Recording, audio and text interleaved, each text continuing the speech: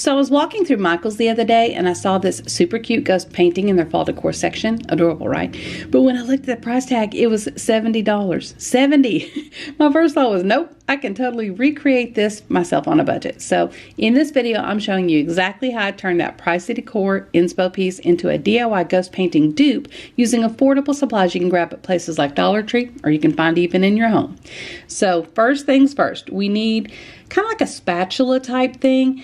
And I'm cutting out a ghost-ish shape, like it's rounded on the top, and I am just using a cardboard box, and I think it's an Amazon box if it makes a difference to you. But you just need some cardboard or something heavy, and I don't know if maybe you could even use a spoon or something. I got this from the Dollar Tree, 5-quarter store, no more. But when I bought it, it was $1.25, so we're $1.25 into it so far.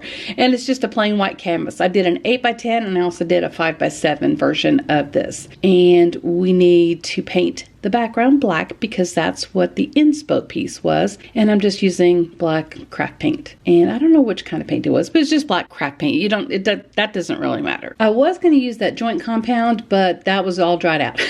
So I used that Spackle from the Dollar Tree, and I had a little Cool Whip container, and I'm just going to pour my put my spackle into the Cool Whip container so I have a bigger area to be able to mix things, because I don't think I show it in the video, but I actually add just a touch of white craft paint. You don't have to do this. That was totally unnecessary. And I add just a bit of water too to make it a little bit smoother, and so that it would spread a little bit easier. But I'm just trying to kind of warm it up and get it, like mixed up so that it'll spread easier. Then I'm taking my little spatula shaped, ghost shaped thingies, and I've kind of loaded it on the top. And this is where you might want to practice ahead of time, because it's not doing exactly like I thought. I thought it was going to be a lot easier just to kind of spread this. And what I found was when you're spreading it, you need to have the piece of cardboard almost perpendicular with the actual canvas so that it doesn't scrape it up at the end and it doesn't get quite as goopy. But as I press down, and you start with the larger shapes, you can do all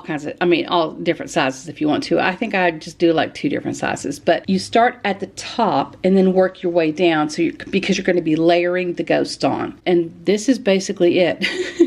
You just layer all the ghost on until it looks like you think it should look. And I repeat the process on the other frame, and this is where I'm starting to kind of get the hang of it. But the reason I added water is because I wanted it to be a little bit smoother. I've seen some people just take regular paint and kind of like add cornstarch to it or something to really thicken it up. But I think you'd have to use an awful lot of cornstarch to do that. So the spackle cost me $1.25. The actual canvas cost me $1.25. So we're looking at $2.50. And even if I bumped it up for using a little bit of paint or whatever, we're still at like $3. So that's not bad for this craft. But like I said, maybe practice it a little bit ahead of time so you can kind of get the feel for how you need to hold the piece of cardboard so that it spreads evenly, but doesn't also you don't scrape it off. I let my spackle dry completely. I let it dry overnight. And then I just took a black paint pen and I'm adding 2 little dots. Easy peasy lemon squeezy. This it was not completely hardened by the time that I did this, and I don't know if it's because I added water or not. Maybe that's a word to the wise, don't add the water. And I didn't want to put all the ghost eyes just right in the middle. So I have like some kind of looking off the sides, so some kind of looking up, some kind of looking down, and I didn't put mouths on it because the inspo piece did not have that either. They just had the eyes. So that's what I did. And I did the same thing for the other piece. And there you have it, your very own DIY ghost painting dupe for a fraction of the price.